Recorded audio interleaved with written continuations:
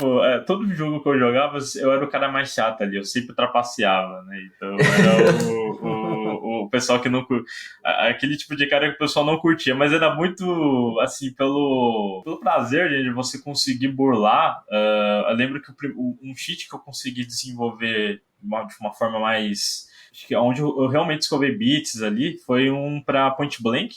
Então, Putz. 2014, jogava Point Blank, que era um FPS, que era concorrente do Combat Arms, entre outros FPS ali da época. E aí tinha um AWP, né, que era um cheat, onde você conseguia ver os inimigos através da parede. Então, e comecei a entrar nos fóruns como Web Cheats Brasil, entendendo como que era a lógica das programações dos mapas, do anti-cheat do jogo, e aí eu fui criando meu próprio vetor meu próprio cheat ali, né? O meu próprio O próprio bypass ali. vetor de trapaça. Na Exato. verdade, você estava jogando outro jogo, né? O teu jogo era outro, né? O teu É, jogo era como subverter o jogo. exatamente. E aí era essa diversão que eu tinha. Eu falei, bom, aí eu comecei.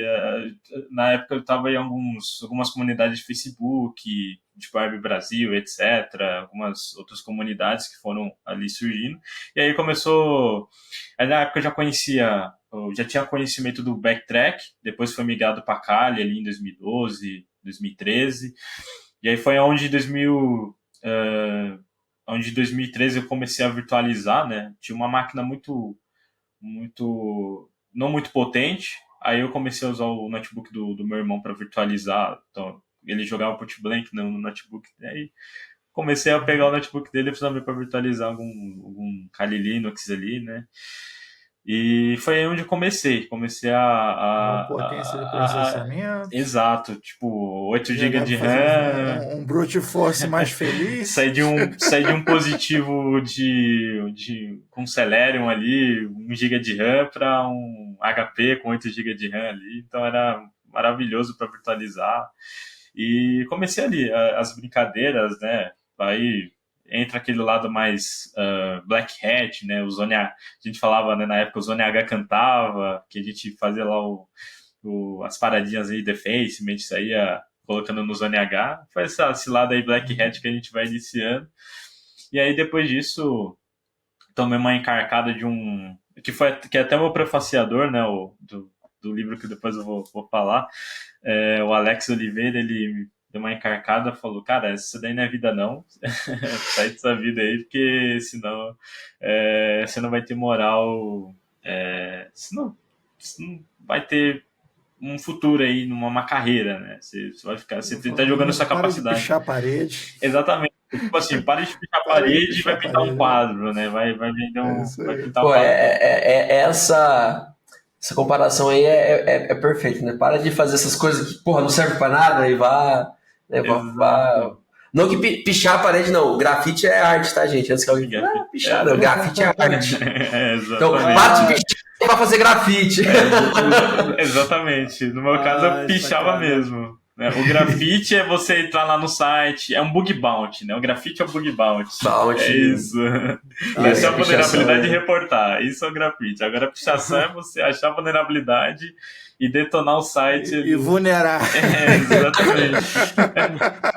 Achou a brecha E foi isso, assim, tipo, minha carreira, assim, ele teve um papel muito importante para minha carreira. Tem até uma coisa legal, Joyce, que a gente está falando, assim, meio que da história hacker, né? Você mistura um pouco aí a tua história em cybersecurity com o que houve de movimento de hacker nos últimos anos, porque havia todo esse lado aí com essa pegada mais diversão, mais filosófica e tal. E nesse momento em que você escolheu evoluir para a cibersegurança enquanto profissão, outros pichadores evoluíram por cybercrime, né? Exatamente. Virou uma outra coisa, né? Então, assim, a gente tem realmente ali a história de origem, né? Tem heróis e vilões surgindo mais ou menos na mesma época, né? Exatamente. Perfeito. Tipo, é uma colocação muito boa, porque hoje, na época, eu participava de grupos ali que a gente assumia a autoria de ataques, falava que era célula de Anonymous, aí depois que veio a LUSEC, começou a fazer as brincadeiras, a gente começava a atribuir os nossos ataques à LUSEC, etc., e entre outros grupos que foram surgindo. Porém, a evolução que tinha é que a gente era um grupo era um grupo que fazia mais farra, e tinham, na época, grupos já surgindo, grupos de cybercriminosos, os grupos APTs, que iam ali escalando para algo mais além, mesmo, né, pro né? crime mesmo. E tem muita gente que olhou, falou, cara, o mercado tem essas exigências, e o cybercrime tem essas exigências, e a única exigência do cybercrime é ter disposição. E a disposição, para isso, muita maioria tem, né? Até os colegas que eu tinha saíram do Defense, mas foram pro Carder, viraram Carder, começou a fazer gerador de CC e etc. E aprovação de dados, de cartão, e começaram a criar painéis de consulta, etc. E teve outros que, bom, não, vou para o mercado, vou trabalhar para áreas de prevenção à fraude, traffic intelligence, pentest, etc.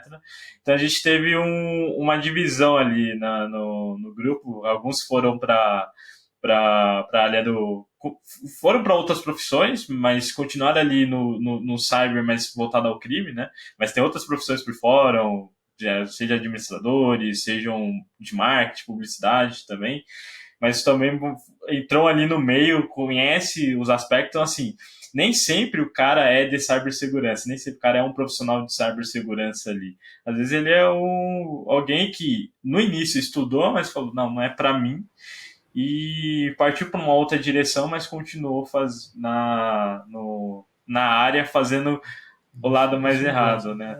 Você falou um negócio que me deixou arrepiado aqui, que você falou o seguinte, que assim, tem exigência de mercado para você entrar aí para trabalhar em cibersegurança, né? Mas pro lado negro não tem, né? Não tem. O cara tá empregado imediatamente, né? Se o cara quiser ser cybercriminoso, ele tá empregado imediatamente. A diferença é que quando ele for mandado embora, ele vai pra cadeia.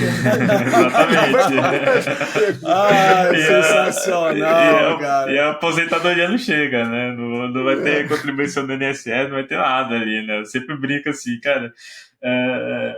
O cybercrime, ele é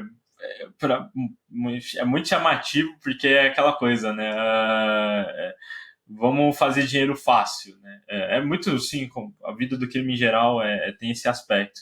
Mas para muitos é o emprego dos sonhos, né? Que é tipo ficar em casa e sair invadindo redes por aí, vazando dados e cobrando por isso, né? Só que esse tipo de pessoas, elas não duram muito tempo, né? Elas acabam tendo consequências, assim, nem todo mundo vai ser um Kevin Mitnick, né?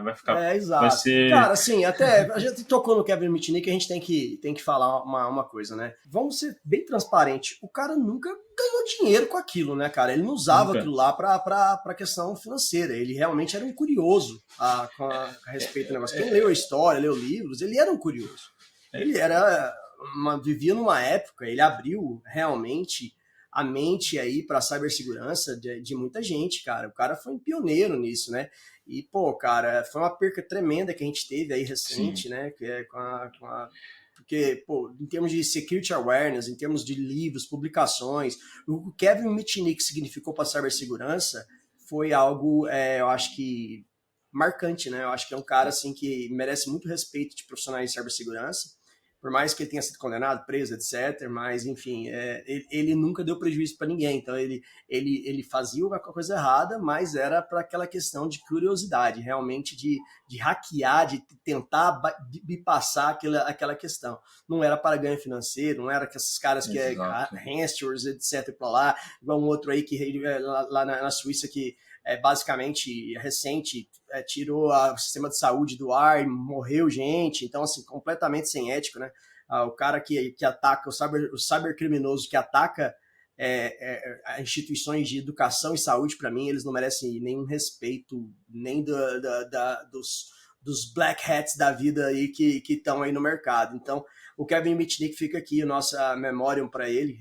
Recentemente ele partiu dessa depois de uma luta grande, que é Dia o câncer. 16 de julho agora. Exato. Faz aí Poucos dias aí. faz nem um mês exato, ainda. datando a nossa gravação aqui, mas Partiu. é um cara, foi fundamental aí para o mercado de cibersegurança, uma perca tremenda. E aí ele é o fundador aí de algumas empresas, que nem a Note, a KnowBe4, exato, desculpa, KnowBe4, que comprou o El Pescador, que inclusive já tivemos com o fundador do El Pescador aqui, teve a oportunidade de estar com ele, negociar, enfim, o cara, fora as publicações dele. Então fica aí as nossas palavras de sensibilidade em relação ao Kevin Mitnick.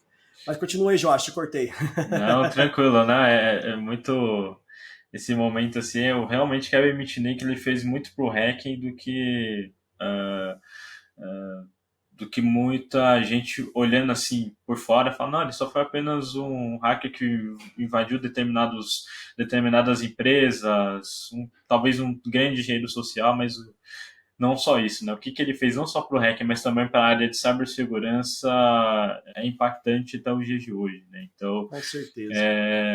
Eu acho que ele é um bom exemplo de que é muito mais satisfatório, né? Você estar no lado certo da jogada do que você estar no lado errado, né? Mesmo todos esses que fizeram invasões, né, os que a gente chama de top 10 maiores hackers aí, né, pega os top 10 dessa lista aí, todos eles foram realmente pela curiosidade, foram por talvez querer ultrapassar as limitações, né, que existiam na época, né? Pega lá o cara que craqueou, que foi o pai da pirataria, vamos dizer assim, né? E para ele, a única coisa que ele queria era fazer com que o DVD rodasse no sistema operacional Linux. E aí ele quebrou o código que permitia... Isso, a história desse cara é sensacional, cara. É uma história assim que... Ele queria algo simples. Automaticamente, tudo que é CD pirata, DVD pirata que aconteceu aí, caiu na conta dele, entendeu? Os tempos eram outros, né? A mentalidade era outra. Essa galera lá de trás... eles faziam a parada mais por diversão, por desafio e tudo mais, que acabou dos últimos anos, que nem o Joás foi lá e foi para a parte de segurança e tudo mais. Essa galera se profissionalizou e criou um mercado, literalmente, pro cybercrime. Isso deixou de ser, às vezes até como um home office em casa, se tornou grandes empresas, grandes organizações focadas em aproveitar dessas vulnerabilidades. Isso deixou de ser um caso isolado e se tornou muito mais um mercado que gera bilhões e bilhões de lucros para eles e prejuízo para as empresas, focado em utilizar o cybercrime para tirar essas vantagens. Né? Não é poucos grupos isolados, né? Pessoas isoladas. Normalmente a galera se organiza em grupos e fazem essas ações em conjunto, esses grandes grupos, né, que causam grandes impactos. O hacking, esse hacking de origem aí, né? Ele sempre parte de um questionamento, né? Sempre uma pergunta, né? Igual eu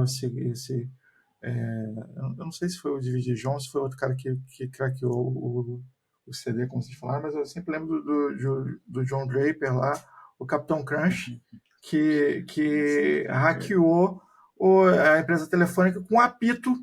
Do Capitão com apito. O cara, pegou, ele, tem um som aqui, como é que faz isso, tal? O cara pegou um apito do serial e conseguiu craquear para fazer ligação para qualquer lugar do mundo gratuitamente, entendeu? Assim, as coisas que partem de um questionamento, né? Como isso funciona?